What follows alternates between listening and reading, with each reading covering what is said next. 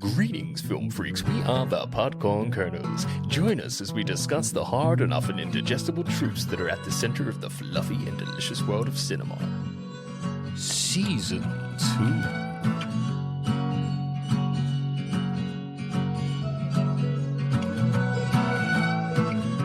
What's poppin', people? Welcome to the Podcorn Kernels podcast. My name is Adam, and joining me in your earholes is Harry. Say hello, Harry. My name is for my friends. None of my friends play fucking golf. On today's episode, we will be talking about Lawrence of Arabia. This is a 1962 film directed by David Lean and stars Peter O'Toole, Alec Guinness, and Anthony Quinn. IMDb describes the synopsis as follows. The story of T.E. Lawrence, the English officer who successfully united and led the diverse, often warring Arab tribes during World War I in order to fight the Turks. Here is an original song to support the synopsis. Lawrence, they call him Orange, a man with pizzazz, so full of sass. Lawrence, they call him Orange, a man with a plan. Let's start with some facts about the film. King Hussein of Jordan lent an entire brigade of his Arab legion as extras for the movie, so most of the film's soldiers are played by real soldiers. Hussein frequently visited the sets and became enamoured by a young British secretary named Antoinette Gardiner, who became his second wife in 1962. Their eldest son, Abdullah II, King of Jordan, ascended to the throne in 1999.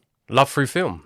Love through film. He found love through David Lean's movie. He did, and a secretary has evolved into a queen. That's pretty amazing. It's madness, isn't it? That's crazy. Yeah, a blend of cultures, and their offspring in 1999 became King of Jordan. What an origin story. That's almost worthy of a film itself, don't you think? That's amazing. That is amazing. Incredible. I might have to go and look for some photos now. It's worth saying that if you like Lawrence of Arabia or just a fan of film facts, there is a treasure trove of facts for this film. Like, it was so hard to pick out 3 for the facts section of the episode because there's just so much gold there. I bet. Yeah. If you like this film and you like film, escape into the world of the facts because there's some real fascinating stuff. I suppose as time goes on as well, the more people sort of come forward with their input to the film, their story, like things that just weren't registered at the time. I think the older a film is, the longer it gets, the longer in the tooth it gets, the more comes out of it. Yeah. The more facts arise, the more documentaries are written about it. Peter O'Toole share an anecdote, and you'll learn something new about the movie. It's exactly that. It's time served and you get to learn more the longer it's been out. I just find it so fascinating that in sort of an administrative role behind the scenes, someone from royal beginnings meets you, and then at the end of it you become royalty yourself. It's just a madness. It's love. It's not even like she's the woman in question didn't star in the film, wasn't front and center, wasn't a movie star that is highly sought after by people well known across the globe. Just a humble secretary, and then boom. Incredible. Yeah, amazing. Love that. The first time Peter O'Toole tried riding a camel, blood oozed from his jeans. Oh. This is a very delicate Irish arse, he warned his instructor. He finally mastered his camel riding technique by adding a layer of sponge rubber under the saddle to ease his bruised backside, a practical innovation quickly adopted by the actual Bedouin tribesmen acting as extras during the desert location filming. O'Toole was nicknamed Ab al-Isfanjar, which means father of the sponge, by the Bedouin. Father of the sponge. How cool is that? Because he had a delicate, bloody Irish arse. Yeah. It's just another fascinating fact. I saw a little interview of Peter O'Toole, and he mentions that fact that you just brought up. And he was talking about how it became a little bit of a racket for him, actually. He ended up becoming the little sort of go-to middleman in this like trade-off with rubber and Bedouin people to sit on. Yeah. Incredible. He goes into a place where they've probably lived that lifestyle for hundreds and hundreds of years and goes, my bum hurt, here's some rubber. And they were like, this guy's a dog. Yeah, wow. Why didn't we think of that? Amazing. It's just another fact that like someone has come into a different culture to their own and have impressed. Whether you're a secretary that catches the eye of royalty, or you're an actor going, yeah, this camel malarkey's hurting my backside. I'm going to use this. And they're like, it's a great fucking idea. He said as well, no one can ride a camel. And then he doubled down on it and went, no one. Even though clearly Bedouin and people can ride camels. But he went, no one can. No. It's not, he said it's not like a horse you can't canter, you can't do any of that stuff that aids comfort. It's just a dirty journey. Blood came through his jeans. Yeah. I mean, I'm not a fan of that. And another fact that I hadn't included, like he only got paid, I say only, £12,100 for this, which was probably a decent sum of money at the time. But apparently that he was still very much lowballed for his wage in that. And then hearing that he's had to get a bloody arse, his delicate Irish arse took one hell of a beating because of the camel carnage. Yeah. You think, well, maybe you should have got a bit more. Yeah. Well, I don't know. I think it's of the time, isn't it? Film stars were still more enamoured with probably playing Shakespearean roles, being Hamlet and stuff, and films were probably a bit more of a gimmick, a payday. But I suppose at the time, he probably would have been over the moon with that 12K. Yeah. Would have probably blown his head off. But I don't know in terms of with inflation and what that would represent today. Yeah. Maybe 200 grand for starring as a lead man, maybe 300,000 with inflation. It would be a hell of a filming task, I'd imagine. You take in the elements, you take in the temperatures, the riding on camels, just the sheer work. Yeah, that's pure joy. I love that. I love the whole experience that he talks of living in the desert. Like like you said, he had got given his own nickname from the Bedouin tribes and stuff. He almost played T.E. Lawrence in real life as well. I know after they finished shooting as well, he said, I just wanted to get to Casablanca and have a drink in this cocktail bar. So he drove a little open-top Land Rover all across the desert, through the high Atlas Mountains, Marrakesh, to get to Casablanca to have a drink. What a dog. I think he was one of the proper old-school heavyweight British alcoholic actors. Really? One of the best. Yeah. I mean, maybe you can educate me. I don't think he's an alcoholic, but I think he just loved the drink. He just loved the drink. I was going to say, maybe you can educate me. Was this his first role, do you know? No, it wasn't, because another interesting fact, similar to your one regarding the fate of a secretary meeting a prince or a king and getting married, but David Lean's wife at the time, an Indian woman, was called Layla, and she travelled around with a guru, and the guru went to see a little black and white movie called The Day They Robbed the Bank of England, which has Peter O'Toole in it, and that guru then went to David Lean and went, I found the man that should play Lawrence of Arabia. Wow. And then he hired him.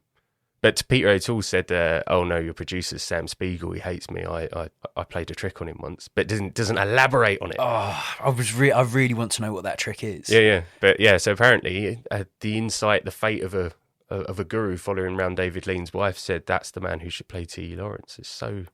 God, this film seems to be intertwined with fate, doesn't it? So strange. Yeah, it's amazing. Beautiful. Lawrence of Arabia is included among the 1001 movies you must see before you die, edited by Stephen Schneider. Schneider! Lawrence? Had to be. Yeah. Had to be. I think so. I mean, No Spielberg without this, probably? No. I mean, for the listener, I'd not seen this film before in its entirety. It was one of those films that always felt like it was on television around Christmas time. Whenever I was at my grandparents', it always seemed to be on. Roast dinner. Yep, I was always too young to really appreciate. This and Zulu and The Great Escape always seemed to be on. And I was never mature enough or had the attention span to sit down and go, you know what, I'm actually going to watch this. But I'm so glad that I did, because it feels like, to be a cinephile, these are the sort of epics. These are the historical films that you kind of have to see to earn your stripes. Do you know what I mean? Yeah, I totally agree. It's definitely the definition of when someone says it's an epic. These films are the definition of that. Yeah. I mean, if you just look at this, I mean, you only have to watch the film for approximately 5 minutes. after the amazing start where it's a black screen and that incredible music starts. You only have to see 5 minutes of actual footage to be like, wow, this is a feat.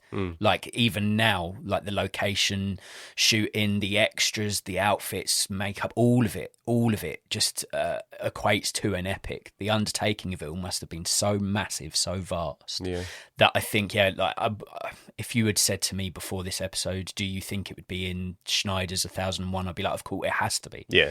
And that's knowing nothing about the film, so I'm not surprised at all. Yeah, I think so. What did you like about Lawrence of Arabia? I think it really is one of the greatest films ever made. And in terms of epics, apart from Lean's like other work, say Bridge on a River Kwai, Dr. Zhivago, or William Wyler's Ben-Hur, so that was huge, late 50s. The undertaking's just humongous.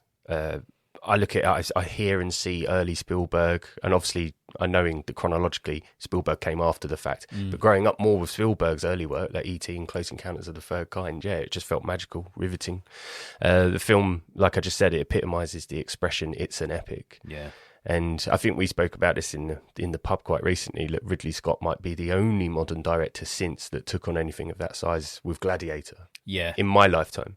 We had a little discussion about that, and I think you're right. You take away fantasy, you take away science fiction that leans into a lot of CGI, and of course there would have been some CGI in Gladiator, probably.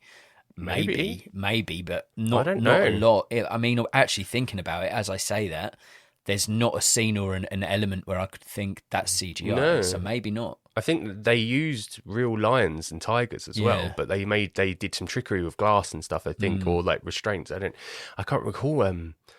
The battle scene in the woods at the start against the Germans was really, it was all real. Yeah, maybe a couple of trebuchets firing pots, but it looks so real. Yeah, I mean that's what I mean when because I thought, maybe June, the Denis Villeneuve versions, lot of maybe. CGI in that. But I mean, they filmed it in the desert though, and it's interesting you even bring that, because obviously Frank Herbert's Dune, is heavily influenced by T. Lawrence's book, The Seven Pillars. It has to be, doesn't it? Yeah, he apparently when Frank Herbert first wrote Dune, the character Muad'Dib, so Timothy Chalamet's character in Dune, Paul Atreides, he was a lot more like T. Lawrence, and he realised he had to change it. He had to change it a bit more, adapt it from that. But you even hear the language, like Benny, as in tribes, the Benny Farling or something, or Benny Gesserits and that. So it's heavily influenced by a Messiah going into the desert and finding his people. And they treat Lawrence like a religious figure, a prophet, don't they? Yeah, there's definitely comparisons to be had between Lawrence in this film and Paul Atreides from Dune. It's that saviour, that Messiah. Yeah. And I even think, like, in the casting in this, like, you look at Anthony Quinn plays Abu Tayi. Yeah, I just saw Bardem. Javier Bardem. Yeah. I was like, what? And even with Omar Sharif, his character Sheriff Ali, I was like, he's got a hint of Oscar Isaac about him. Yeah. So there's so many comparisons between the two films. Yeah, I love that aspect of it. I like it. It's an international film, and it was just based on the actors' talent at the time. Like, the pool of actors would have been so much smaller in 1962. Yeah, as you can see by some of the poor performances in this film, which I'll get to later. But the good performances far outweigh the bad ones. Yeah. The second, Peter O'Toole. What a segue! Peter O'Toole, Anthony Quinn, Omar Sharif, Jack Hawkins, and Alec Guinness. A cast that totally defines the golden age of Hollywood. Yeah. Now, they're my favourite ones in the film. Yeah. They're my favourite. I mean, yeah. Personally, I think Omar Sharif, his character, Sheriff Ali, has always been my favourite character, because his introduction in the film, he's approaching the well from a long panoramic shot. And his language, which he uses at the start, is this your cup? Yes, and then I shall drink from it. And he says, he points to a dead body, which is Peter O'Toole's recent friend, a Bedouin tribe guy. And he goes, that was nothing. The well is everything. What's your name, English? It's like, my name is for my friends. I just love his character, because he ends up loving T. Lawrence. Yeah. Almost to the point of love. Like, I couldn't, there's lines in this film where you're almost unsure, is that brotherly love, or is it romantic love? The lines are so strange in this film. Yeah. Especially with T. Lawrence, he's very pansexual or homosexual, most likely. His goals, his interest, it's all about getting the Arab uprising to take out the Turkish and stuff. But yeah, the characters interwoven. There's real love between some of these characters. And I found Omar Sharif to be one of my favourite characters in the film. Excellent. So charismatic. brilliant performer. Yeah. Yeah. I think my favourite performance, I mean, you can't ignore Peter O'Toole as Lawrence, it's exceptional. obviously, yeah. But and for this being my first time I've seen it and the only time I've seen it, maybe if I watched it again, it would change, because I know this is a film you've seen a few times throughout your life. I just meant as in supporting Omar Sharif. Yeah, I really liked Anthony Quinn. Oh, he's great. It gave me that Javier Bardem vibe, and he's a really striking actor. Mexican-born. Yeah, demands your attention and commanding presence on screen. Yeah, for me personally, I liked his turn in this. Fearless. Yeah. Goes to a camp of, 60, 70 guys with just him and his son. Yeah. So good. Who told you could drink from my well? Yeah. He's a great character. I love that. I love your comparison to Javier Bardem. That's brilliant.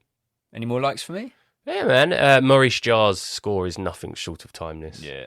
His score, mixed with that first panoramic shot of the desert, when that music first kicks in and you see the camels in the foreground, it's got this huge panoramic shot. That's probably in my top 10 most like cinematic moments in history. Easy. Just the way that music kicks in. You realise when you watch this film, you realise like the influence it's had on so many huge directors. Like Scorsese is not Spielberg, we know all that, but what something Spielberg did in his early films was give magical sort of majesty to movies. And then you watch this, you're like, oh well, that comes straight from that. It comes from David Lean movies pretty much. And Spielberg even says this is the most watched film of his that he's seen. He's seen this film more than anything because T. Lawrence is the most fascinating character. He's a guy that has no place in the world. And he did incredible things. True story. You know, he went and sort of became a prophet amongst Bedouins during World War One. Amazing, yeah. Really interesting character. I think if you see this film and you just see the sheer scale of it, and then you watch a Spielberg film, one of his classics, his 80s or 90s films, and you're like, it makes sense that he says that now. Just the size, the spectacle, the shine, the shimmer of it all. Yeah, you can totally see it. Yeah.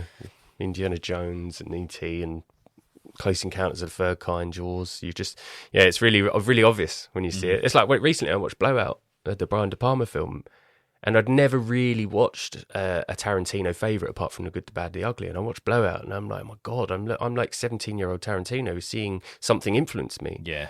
It's interesting. We're doing a lot more going back. What influenced my favourite directors? And then it's like you learn so much more than reading a book. Yeah. So much more. I think if you have a particular director that you really cherish because of their style of filmmaking, their dialogue, the anything about their films, if you hear that they've got favourites, you should check them out, because you should watch the things that inspired those that inspire you. Yeah.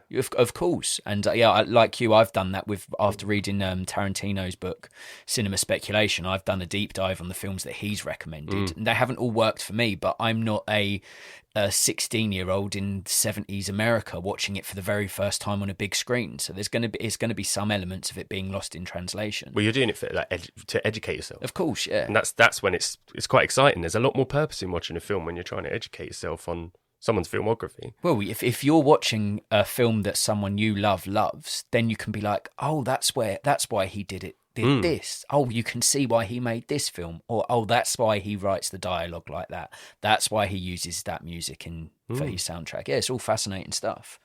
You done with your likes? Yeah, man. Mine? Yeah. My biggest like is Lawrence.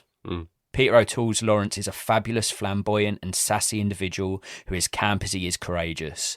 I loved seeing a lead character differ from the archetypal strong macho men that were a dime a dozen in this era of cinema. Yeah.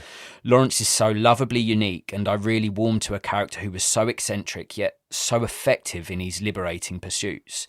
Lawrence is a mischievous man that loves it, and I really loved how much he really loved it. His mannerisms, his vocal quality, and the way he holds himself didn't feel like he should be front and centre of a 1960s war epic, but I'm so glad the character of Lawrence exists. It's unique, isn't it? Yeah, I've never, not to see someone in a sort of military capacity be so, like, individual. Artistic. Like, flamboyant, yeah. Like, the sass levels on this man is obscene. Like, the way he runs, the way he moves, the way that people will say something if he doesn't doesn't agree with him, he'll give a cut-in one-line response. And his ego's huge, which is another strange sort of paradigm within his character. Oh, right, I'm marvellous. Now, what does he say? Oh, right, I'm exceptional. Yeah. It killed me. It's the scene where he's been given the traditional clothing for the first time, and he puts it on, and you can tell man's vibing with this outfit, and he's like, I must go over here for a moment. And then he's out on his own, just running in the sand, like with it, like really elegant and flamboyant. I was like, I've not seen a lead man in a film, especially a film that's 60 years old, be so unashamedly extravagant. That's the scene where he looks at himself through the knife, isn't it? Yeah. I've got some background on that scene. So David Lean said, what would you do, be honest, like if no one was here, but you all of a sudden were given this almost address, this perfectly beautiful white dress, and you were in the desert, what would you do? Say there's no cameras, there's nothing here. Do that. And that's what you see in the end product. It stays in the film, and that's how he interpreted it. I mean, I think I'd do the same. I was about to say, I've got to be honest with you. Yeah. If you're giving me a lovely satin silk, traditional... And they make you feel cooler in the desert. I am strutting my stuff. I mean, I would. And I'd probably be like, actually, can you give me an hour or two? Because I really want to get into this. Yeah. I'm really excited for this. I'd love that. But yeah, I just think like the character himself, like, I mean, Peter O'Toole performs it perfectly. Like, and you can see so many characters are unsure of him, but then they kind of warm to him because he's very successful in what he sets out to do. It's infectious, isn't he? And I really love as well, like he's brave, he's inspiring, he's all of these things. He gets captured, gets whipped about a bit, which is obviously a really horrible thing. Almost raped. And then gives up. Like, he's like, I can't do this anymore. He's like, I'm done with it. And he's really dramatic. And he's like, I've had enough. I'm done.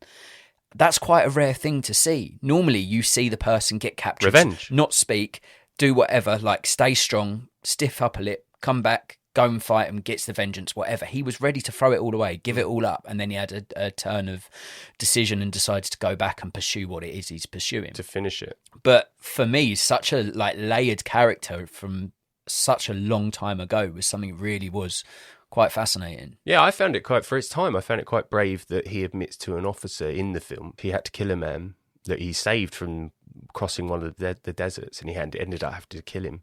He goes, I liked it.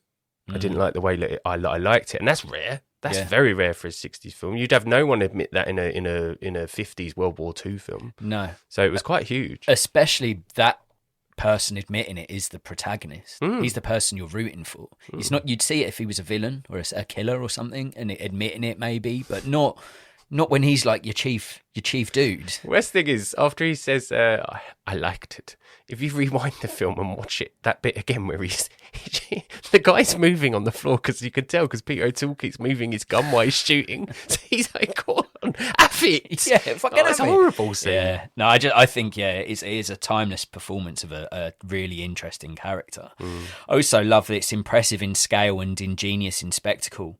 Lawrence of Arabia has to be one of the most ambitious projects in cinematic history, and I was genuinely amazed at how much was able to be achieved over 6 decades ago. Simply put, David Lean's epic is an absolute feat of physical filmmaking that shows what is possible without the use of CGI. The cinematography is still crisp, the score is still beautiful, and the whole look of the film is aesthetically astounding. When watching this, I couldn't help but think about how incredible this must have been to witness when it first came out. Oh, yeah. And it was that. Imagine going up to the cinema in 1962, sitting down and watching this for the first time. Black screen, the music starts. Like, and imagine it hitting that intermission where I'm assuming people go out and use the loos, go for a smoke, whatever it is they're doing. No, they smoked in there. Well, they would have smoked in there, fuck it. But imagine at that intermission and speaking to whoever you were with, going, fucking hell. Getting a brandy, having a chat. This is mad. Yeah. We've still got another, 2 hours of this, dog. This is incredible. And I think Must have looked great. Yeah, I mean, for me, I watched this hungover with my partner, and I'm not going to lie, I put off by the runtime a little bit, and sort of, I had that default sort of pushback about it because it was a film that was always on, and I was just like, oh, why is this on again? But that was when I was a child.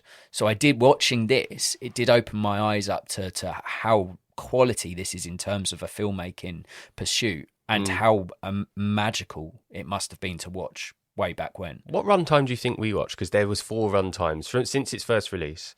But because of the long black screen at the start with Jar's score, and then you get 10-minute intermission. Well, I did for science purposes. Which one did you do? I did the start with the black screen and the amazing music. That's 5 minutes. Okay. And then the intermission is another 5 minutes. Okay, so it's take only 10 10 minutes taken off. And the version we watched, I think it was 3 hours 47. Yeah. It's 3:40, 3:30 mark. Okay. It's one of them. Okay, yeah. But I think that's the full feature then. I think that is because they've done 4 over time. What, have they shortened it for sort of more a When friendly it first came out, release? they did the full length, 200 something plus minutes. Oh, so there was an even longer version than this. Quite one. sure, yeah. And then Wow. and then they did 188 minutes and stuff. And it's there's four different lengths to Orange. Have you ever taken the whole dog for a walk? Have you ever seen the fully? The one on Netflix is the only one I've ever watched. Okay. But that's the exact same copy I watched on my granddad's VHS when I didn't really watch the whole film. Yeah. But then the first time I sat down as an adult and watched Lawrence of Arabia about 6 years ago, that was on DVD, and every scene was the same as the Netflix one.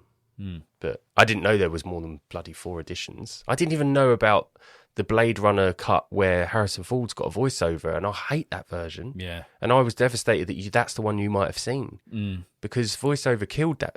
The only Blade Runner I ever saw was no voiceover. Yeah. It was all about the mood, the rain, and I was like, oh. I always would want to see whatever the director wanted to put out. They're the ones that interest me.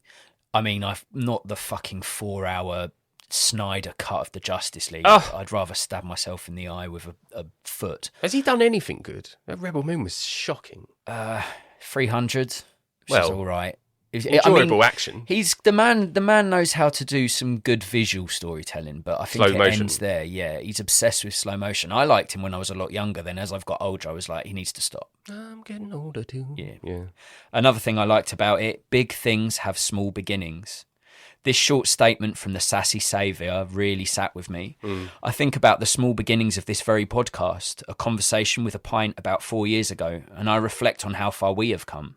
This small sentence is so strong in sentiment, and I love the idea that we could be at the start of a creative journey that could one day become something much bigger. Salary. Is finding a small quote from such a long film and relating it to our own creative pursuits self-involved? Of course it is. Am I going to include it anyway? Of course I am. Am I going to include it anyway? Of course I am. Oh, that's lovely. That's the thing. It is something that really it's a five word sentence, and it stuck with me. As soon as I heard it, I was like, oh, that's a massive like for me. Yeah. Because it's true. Big things all have small beginnings. Yeah. Like this was what before David Lean started making this film. It was an idea. It was a concept. Yeah. And then he got the opportunity to realise that dream. And I thought it's such a profound statement in such a vast epic. I thought, yeah, I'm going to pinpoint that, dog. I'm going to highlight that. I love that. I love that. That's inspired me a little, actually. Yeah? Yeah. I think a year from now, we'll be referencing back to that reference. Yeah. And referencing again about how far we've come since you referenced the reference. Yeah, and what will happen is, in time, I will start thinking that I made that up. Yeah. And I'll start using it to people and be like, remember. You adopt it. Yeah, and people will think it's me and I'll take full credence for it. You make words flesh. Bring them to life. Ooh. What didn't you like about the film? Anthony Quayle as Colonel Brighton and Donald Wolfett as General Archibald. They're just not very good actors. They were the blooms of their day for me. Plumber actors, but not very good plumbers. Now, Anthony Quayle's been in a lot of them big World War II films from that time. During the time of spaghetti westerns, there was World War II films, like Guns of Navarone, Kelly's Heroes and stuff. But he's never been very good for me. I've never really enjoyed Anthony Quayle. He's very, very over-the-top stage actor, very dramatic. He played Colonel Brighton, so that's the second British officer that's in the desert. So when Peter O'Toole leaves the well and he sings a Tipperary song or something, Monte Carlo, and then that officer shouts out, "You there!" That's Anthony Quayle, plays Colonel Brighton. He's just not very good. You put him in the tent scenes of Alec Guinness and stuff, and he's very hammy. Be quiet, T. Lawrence. I'm just not a fan. Donald Wolfett's the first general who plays General Archibald. He's got one of those, who the I think you are cheeks. Big old wobbly cheeks. He not great. And thankfully, Jack Hawkins supplants him later on in the film. And I love Jack Hawkins. Jack Hawkins is exceptional. He's brilliant in Zulu. You're all going to die. He's great. Oh. They're just not very good actors, them two. Yeah. And because they have quite meaty scenes of line delivery, it's just like, you could tell the calibre, like between the list I mentioned earlier and them ones. Second dislike, and then this controversial could bring a lot of heat, but I'm going to go over it anyway. People potentially want to find scandal in the film over Alec Guinness playing an Arabian prince and having his skin slightly darkened. But you've got to understand David Lean loved good acting. Hence why Omar Sharif plays a huge role in this film, because he could act. The fact he was Egyptian came second. Anthony Quinn's Mexican, but he could act. The film clearly shows T. Lawrence's disgust at the British Empire's regard for Bedouin, when officers called them wogs and barbarians. His disdain is visible on screen. He knew like the Bedouin were more human or just than old Whitey and its navy. I don't think the film was made with one bad bone or malicious intention. No, I mean it's that for me. When you first see it, I mean it's very clear that it is the use of blackface. But then you take into consideration, well, it was 60 years ago. Yeah, I mean it probably was never right. But then you have to think, well, film hasn't evolved to a point where there was a bigger pool of all ethnicities and groups of people. It wasn't as diverse as it is now. It only continues to get more diverse, and it only increases in representation, which is only a good thing. But back then, you're right, he wanted to use the greatest actors that he could get in these specific roles, and you take all of that into consideration, and I don't think you can tarnish it in the same brush. Not by modern standards. No, you could. I mean, if this film was made today and they did it today, then you'd be like, well, hang on a minute, come on, we've come too far. But the pool of actors available at the time, like you can't tell me that Omar Sharif and Anthony Quinn were on set saying that's disgusting, that's offensive, because it's a pool of thespians that all they want to do is make a great film. They weren't even thinking then. I guarantee you Omar Sharif at the time, 1962, wasn't even thinking it was offensively. He had a scene with Alec Guinness who'd darkened up a bit. I mean, I think it's a brilliant thing that the skin darkening would not occur today, but I just don't try and dig out this film something that was not intended to be hurtful. It's a film of many nationalities, and it's like, at its heart, it's a wonderful message about hope and independence. Like, Lawrence wants the Arab tribes to be independent of England. He wants them to have their own country. It wasn't the years of outrage back then. It was the years to create more. Well, wasn't it? And let's not forget, all of the extras used are most of the soldiers were legitimate soldiers in that environment. So they were native to the place that they were filming. And by the sounds of it, they all had an amazing time. Yeah, like it just sounded incredible. Like it's such an international feat that all these people come together, and it is based on a true story. So there is elements to that, obviously, that have to have a bit of truth to them. There might have been people there that actually knew T. Lawrence, the real guy. I knew the actual man that this film's about, etc. That's incredible. I just found I never want it to get dug out, because you look at films like Aliens with James Cameron's Aliens, and you had the character in it, Vazgaz, but you thought we said Fat Gaz once. Yeah. So she in real life is actually, in my opinion, quite an olive oil skinned human being.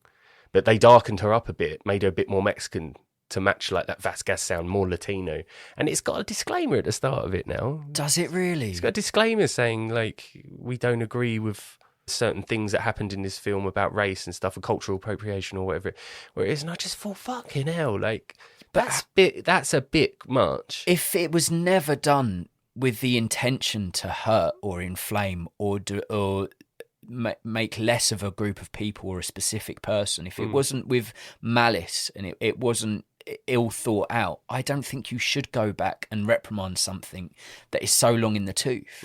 Like you wouldn't have a go at a 90-year-old person if they said something a little bigoted because it's of their time. You'd be like, well, they're a lot older now, they don't know any better. Like, thankfully as a society, most of us are past that stage, and you should only look at it as an evolution. You shouldn't look at it and go, we should go back and witch hunt these people for making a film 60 years ago that had 3 cases of blackface. It's like, well, look at the whole thing. Like you said, there's no malice, and if there's no malice, you can't go back in time and witch hunt for it. Like, if you think of them early doors of Othello in the 17th century, Othello's a Moor.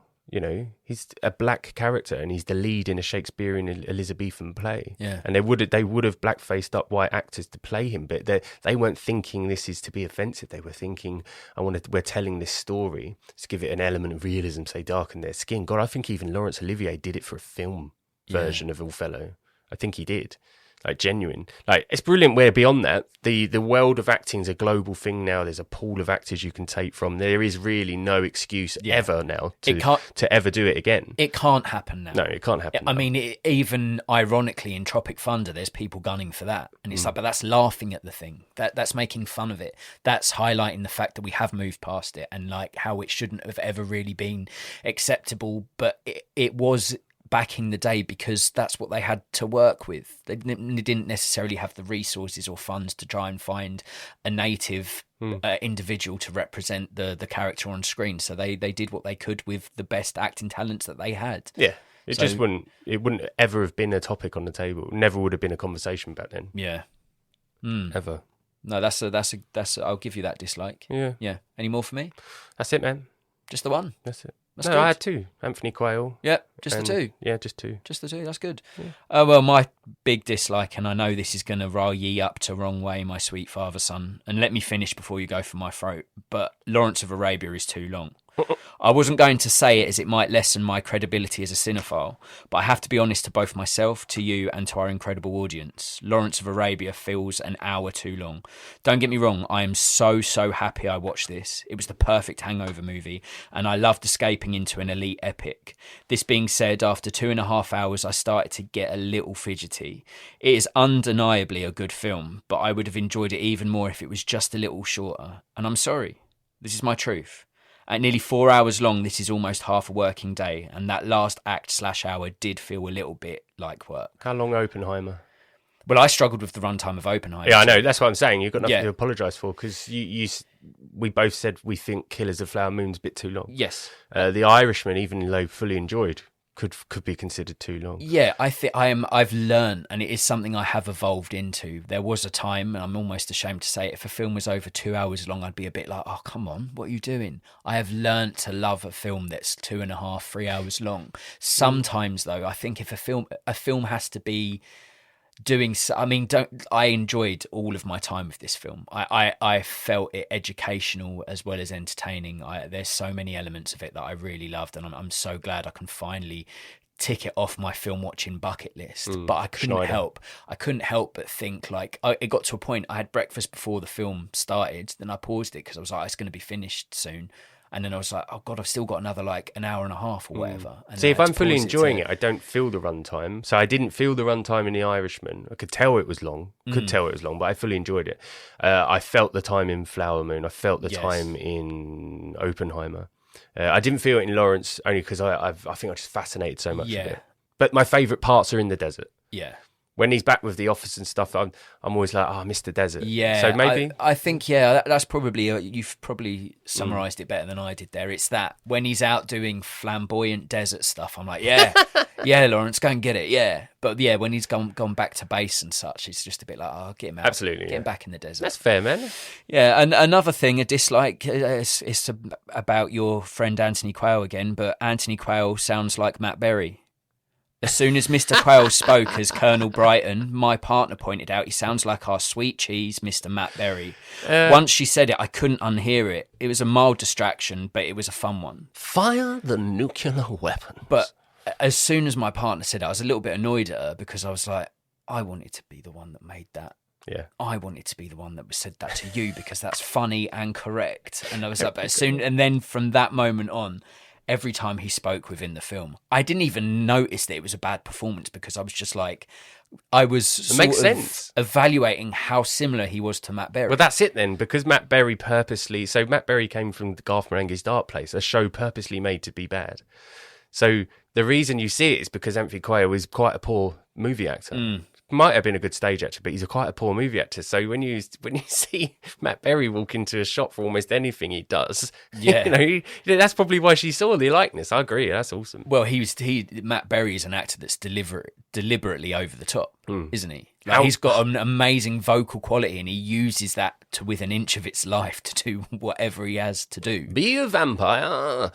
Imagine someone digitally implanted him in all of Lawrence of Arabia for all of Anthony Quayle's scenes. Oh, then I would have no problem watching the near 4 hour runtime again. I could watch it 1,000,000 times. Yeah. Hilarious. Never bored with it. Fuck that. Have him play every character in Lawrence of Arabia and I've watched that. Oh my God. Final dislike, camels. I've never liked camels. They are giraffe horses with a bad attitude. They give me the right hump. Oh, very nice. Little dad joke there for you without being a dad. Camel hump. Let me get some camel hump. Remember that in Rush Hour? No, I don't. Camel hump. Why are you eating camel hump? I really fancied eating camel hump after I saw that in Rush Hour. Is that a real thing? I think so. I'd eat some camel hump. I don't care. I have no time for camels. They piss me off. Yeah. They've got a stinking attitude. I bet they smell as well. Incredible creatures, though. Have you ever been on one? I haven't, no. I saw a dead, hollowed out one in Egypt when I went for a bit of a hike. Yeah, in Sharm el-Sheikh. Did you smell it? It didn't look real. Did you give it a sniff? Couldn't smell it. All of that viscera had already gone away with the wind. Ooh, that's probably for the best, right? Yeah. I've got some questions. If Lawrence of Arabia was to be made today, which actor who is currently working would you cast as Lawrence? I'm going to look at it for build. I do not want big tonks. I want almost a Twinkie sort of dude, quite slight. Well, you're not going to have Dwayne "The Rock" Johnson as Lawrence of Arabia, are you? No, not at all. That would be a madness. Not one part. I think as an actor, I've got two in mind. Someone who I know can do big 3-hour film and be consistent and be very powerful, play this part well, would be Andrew Garfield. Oh, fuck. I think you've done it. Young British, he could easily be adorning the same outfits as Lawrence. Yeah, and I can really imagine him. But he's got the caliber, he's got the experience behind him, especially with the film Silence. Yeah. He could play a very considered character. No, in all, with all due respect, fuck you, because that's better than anyone that I've come up with. But the other one was one I literally mentioned in Crypto's What the Plot from our last episode, and I thought George Mackay, based on his vocal work in 1917, when he says the line, and this is very, very Lawrence, this line, age before beauty. And I thought he could, but I don't know if he could hold a screen for 3 hours, whereas I do think Garfield could. Yeah. Garfield, that's the answer. I kind of don't want to give my answers now, but I will anyway. Who are you going to be? Well, I've got 3 options. Ben Whishaw, I think the slight frame, I think he's got that flamboyant performance in his locker, I feel. Yeah. I think he's a great actor. I think we're yet to see the best of Mr. Whishaw. Jack O'Connell, he's a bit more of a brute, so I don't know about him. He would be my wild card. Remind me? From Unbroken. And 71. Yeah. Yeah. He's a great actor. I think good. he could. He might be he's a bit too gruff. Yeah, he's a bit too much of a man's man. And the other one, Michael Fassbender. If you see him when he was in Prometheus as the sort of the blonde hair. Yeah, he could have done it. But I mean, too old now. They all come in second, third, and fourth place after Andrew Garfield, and I'm going to have a long talk with myself in the mirror for not coming up with that. I watched this whilst nursing a hangover from a great night out with you. In your opinion, what is the greatest film to watch when you are hungover? I love me some Spartacus. Oh, yeah. That's another one up there. Oh, now that Spartacus is a film I do know. I have seen that a few times. Yeah. That was quite an epic. Great Escape. Maybe Great Escape. It's funny. It's set during World War II. There's some brilliant performances in there. You know, it's one of the most well-known films ever made. It's got, I think McQueen does his own stunts in it. There's just that you want them to escape, so you're totally into the, like collecting supplies, digging out the tunnels and stuff. It's got to be something along the lines of Great Escape, Temple of Doom, cozy films. Yeah, I think you've beaten me again. Where you go? If this was a scoring system, I'd be losing. I've gone 7. I find great comfort in just horrible things. Oh no, it is a wonderful film, but that's a Friday night film for me. If I'm feeling any emotion, I'll put on 7. Anything from Studio Ghibli or Cartoon Saloon. Yeah, the coziness, mega. Especially if it's a winter drink and you can't go out anywhere because it's too awful outside. You put on one of them dogs and you cuddle up to it and you just go. I've been every Sunday. I've been to hitting Cartoon Saloon, so I know what you mean. Yeah. But if I was to say time served, how many times have I watched certain films on Sundays? Definitely them. Maybe Silence of the Lambs. Ooh. No, I haven't. I don't think I have actually. That's a Saturday Friday film for me. God, I really want to dig into what your Saturday films, Sunday films, Tuesday films, hangover films, sick films. Yeah. Lawrence of Arabia includes an obscene amount of extras. What movie would you like to have been an extra in? Oh, now do I pick a movie where I don't want to lose the illusion of the film? So I pick a film I don't care whether 10 years later I watch it and go, oh, it's ruined the illusion, or do I pick a film that I just would love to have seen made? Ben-Hur could have been a great one because it had the most extras, I think, at 10,000 or something. Shut the front door. It might have been 12, actually. Spartacus had a lot of extras. So maybe something... Because 10K? I loved military history as well. So to maybe Ben-Hur or the battle scene in Spartacus at the end with the rolling fireballs and stuff. Something... Oh, Ben-Hur to be an extra to watch the chariot shots. Ooh, maybe, yeah. One of the big old sword and sandals. It's got to be. If I'm an extra... I'd rather be see this huge undertaking. Yeah. Well, if this was a baseball series, you've swept me. Oh, cool. Because I've gone for the original Lord of the Rings trilogy. Yeah, amazing. Just to be Why are you being so self-critical? Just because I hate myself. But just if I could go and be part of that, I'd be an orc. I'd be a hobbit. Which one would you be at the Battle of Helm's Deep as an Uruk-hai in all the armour? You're right, actually. You really got to. You got to dress up in Lord you of the feel Rings. like you're part of it because you're looking in the mirror going, fucking hell, I'm an actor now. I'd love to be. You're right. Being dressed up. You're an extra, but you're getting in full latex and all of the face stuff and hair for an orc. Brilliant. But you couldn't even. You wouldn't even be able to be in shot, and you'd feel like you're acting because you're dressed as fucking orc for fuck's sake. What about a hobbit at the party at the start? I'm too gangly. Yeah. I think I'm too gangly to be a hobbit. I wonder if that will ever come out as an issue one day. What that? That the extras and the people that had to play the hobbits were a little bit shorter. But it's not true because John Rhys Davies was Gimli and he's quite a tonk dude. He's a big guy. Is he? Yeah, he's a big lad. They shortened him for the film. I just any excuse to go back to New Zealand, and if I could have stayed in New Zealand for an extended period of time, because didn't they film them back to back or something, or really close together? Just kept going. Yeah, imagine that. Mm-hmm. I'd like to be one of the orcs that you recognise their face of and keeps coming back but doesn't really have any lines. So I could get paid to be out in that wonderful country for God knows how long and sort of worm my way into the main cast and try to become one of their friends. Well, Orlando Bloom and all the lads, Elijah Wood and Sean Astin, they all said, look, imagine being paid to learn to kayak, learn to shoot bows and arrows. The dream. For a year to almost 2 years. The dream. In a beautiful country. In the most beautiful place I have ever been. Mm-hmm. I'd move there tomorrow if I could. When I went to New Zealand, I would go purposely looking for areas where I knew, say, Sean Bean frequented a bar or something. And there was a pub in Queenstown that he'd sit at every day having a beer watching football or international football and stuff, and he'd sit in this little pub. And when I found that out, I was so oh, this is mega, man. I can imagine he's working, he's out in New Zealand, he's sitting here having a pint. I was like, oh, man. I want to go there. Yeah. I do. What would you rate Lawrence out of Arabia? I gave it 10. Please. I had an inkling. I gave it 10. It's too significant. It's too huge in film history. I'm not saying it's in my top 10 films of all time, but it's a 10. I can't see it not being anything else. It has to be a 10. It's film history. Schneider, 1001. Yeah, I think so. And I've watched it so many times in the last year for some strange reason. I think I've watched it 2 full times run through and 1 half. That's amazing. Just because I think it's all that opening shot. It's the undertaking. It's and when I found out Spielberg said it's his most watched film, that made me watch it again. Yeah. To look in his eyes. No, I mean... Look through his eyes. Listen, I love your passion for it. I can certainly see why a film that's so important to you, that you've watched so many times, you take great value in. I can totally see why you'd give it a 10. I've gone a bit lower. I've given it an 8.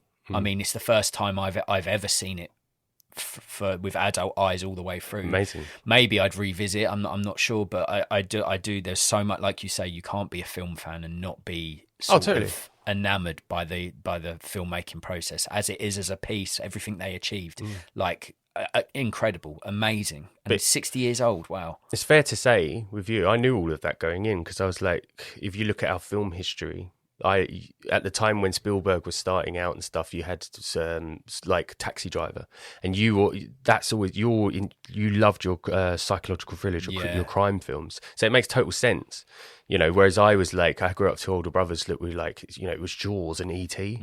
So it makes sense that yours would be a little lower, especially considering you're watching it for the first time so later in your life. Whereas I first watched it as adult 6 years ago. Yeah. So it's probably had a bit. Yeah, it makes total sense. Yeah. Yeah. No offense taken, bro. Well, that's good. That gives Lawrence of Arabia a total score of 18 out of 20. If you like your epics to be long, loquacious, and lovely to look at, or if you have ever wanted a lead man named Lawrence to be fun, fiery, flamboyant, and full of fabulousness, then Lawrence of Arabia could be a film for you. Lawrence of Arabia is available to stream on Netflix. Consider watching this one if you enjoyed Ben-Hur, The Bridge on the River Kwai, and The Lost City of Zed. Should we play a game? Orange! Give it a name, give it a name, give it a name now. We birth a plot and then make a trailer. What the plot? Action! You'll probably recognise elements to this, what the plot of a recent conversation me and you had with a local gentleman, when we were having a nice beer up. We've had a few of those. Yes, but his stories are very hard to forget because they're usually they're very captivating. Yes. So this story that I heard recently was about a young Scottish woman who sort of left Scotland in mid to late 80s. I might embellish here a little just to give it a bit more origin story, but she lived in, say, a very heavily religious household where she was controlled in every aspect of her life. When other girls had just broke out of puberty and they were living up a bit more, she was confined to her room. She had to read prayers and stuff. Essentially, it's a coming-of-age story where she leaves Scotland. She runs away from home and she gets the first flight she can, and it's to Florida. When she gets to Florida, because she's never been able to live hard and fast, she just lives hard and fast. I'd put her between 19, 21 maybe, in that sort of age bracket. So she's filling up her time with the craziest shit you can imagine. What starts out as meeting a friend in Florida, not one that she's known before, but a girl makes her a friend quite quickly. Like, she might even be a bit of a what are them ladies called where they get sent out and they're told to sort of like pick up vulnerable people to become pros or druggies. They're kind of like an appendage to a pimp. So like a football scout, but for prostitution. Yeah, or drug running and stuff. And that's how she starts getting into the real dark stuff. And this person gives her the first time she's ever had weed, first time she's ever had cocaine. And so it's kind of like Boogie Nights in that regard, I suppose. But yeah, this Scottish girl, her name's Margaret. She's left Scotland, left an oppressed household, and she's living hard and fast in Florida. She starts robbing drug dealers. She starts throwing wild parties in people's houses. She doesn't own the house. She's just told people this is where the party is, and then people are away on holiday but they don't know it. So she's sort of like maybe a bit of Catch Me If You Can. She's constantly in and out of the nick, in jail for like small misdemeanors and stuff. But yeah, she starts robbing drug dealers. She steals boats and yachts. She's just living hard and fast. She's doing the absolute opposite of what her life has been up till that point. It puts her in hot water.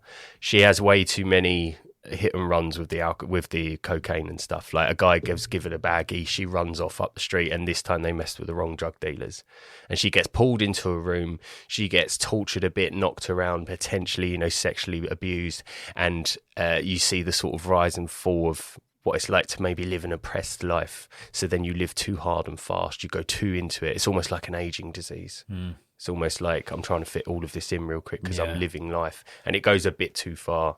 And then I don't know, maybe you see her calm down, meet the right person, and but she winks at the camera towards the end and has a flashback to them party days in Florida and Miami.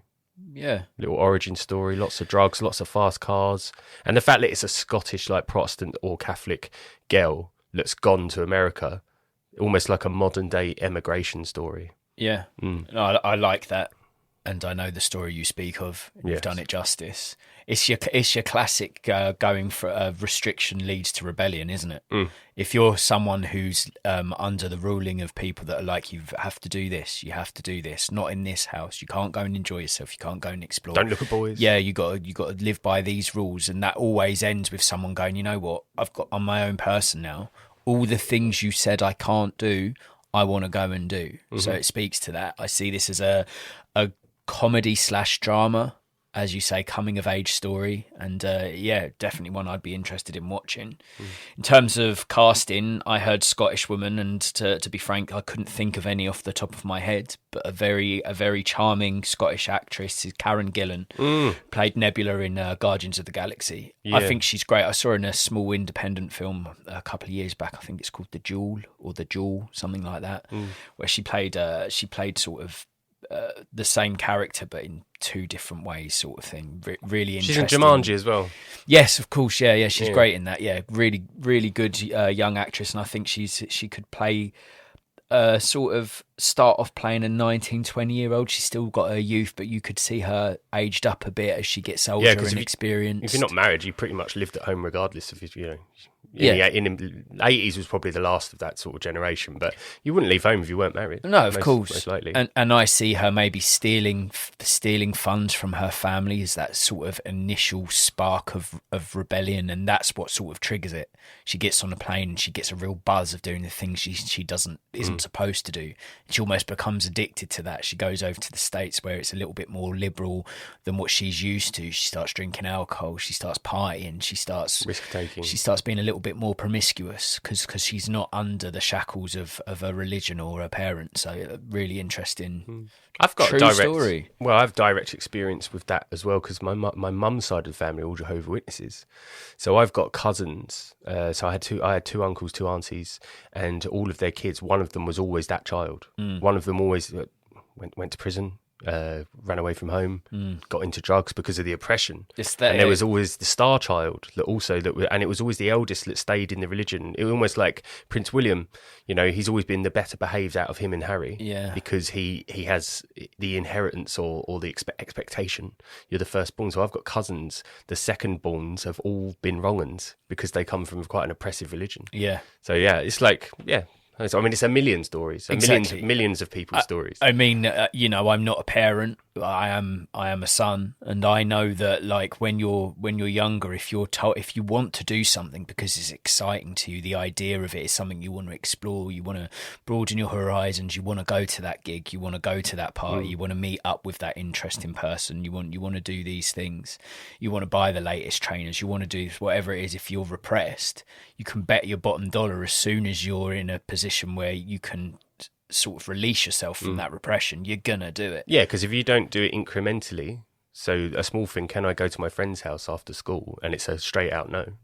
Because you're not doing it incrementally, you will just jump to 100. Exactly. I mean, I was fortunate to grow up with parents who were quite, let me do what I want to do within reason. Obviously, they weren't strict, but they weren't sort of ones that were like, go out and do drugs, go and find yourself. Like there was a balance between that. Animal torture. Yeah, not anymore. But you get. I've certainly had friends that did have a lot stricter parents. And then when we were young adults, they were really fucking wild ones, as a result. Isn't it strange? Really wild. And then I had other friends who had quite liberal, free-thinking parents who were the most down-to-earth, reasonable people when we were finding our feet as adults. So yeah, it's a really interesting story. And the fact that it's deep-rooted in a local man's story, I think is really cool because it's personal to us, personal to him. Yeah. Might get his ears on the episode if we tell him that he's included. Oh, you could flesh it out for hours and do all of the real stuff that we heard. But exactly. It's better to have an origin story for this character, Margaret. Yeah. And in terms of director, I think in a female-focused film, it's important to have a female director, and I'd go Patty Jenkins, who's she directed Monster with Charlize Theron. Nice. So she can do the gritty drama sort of side of it, and she also did Wonder Woman. Oh, wicked. So it's more light-hearted, more sort of female empowerment. I think the balance between those two films, I think she would be great at the helm here. So yeah, and the title of the film, I'm going so basic, but I feel like you just have to call it her name. You have to call it Margaret. I'd love to see it like that. Yeah. Yes. In nomine Patriae, Spiritus Sancti. Mother, father, religion, Scotland, repression, boredom, retreat, rain. I can't live like that. I want more from my life. Music, passion, dancing, alcohol, drugs, sex, laughter, freedom, sunshine, hope. My name is Margaret, and I'm going to be who the fuck I want to be. This is my story. Hold on, you wee little shitters. She's going to find her voice. And it's going to be fucking loud. Margaret, coming soon.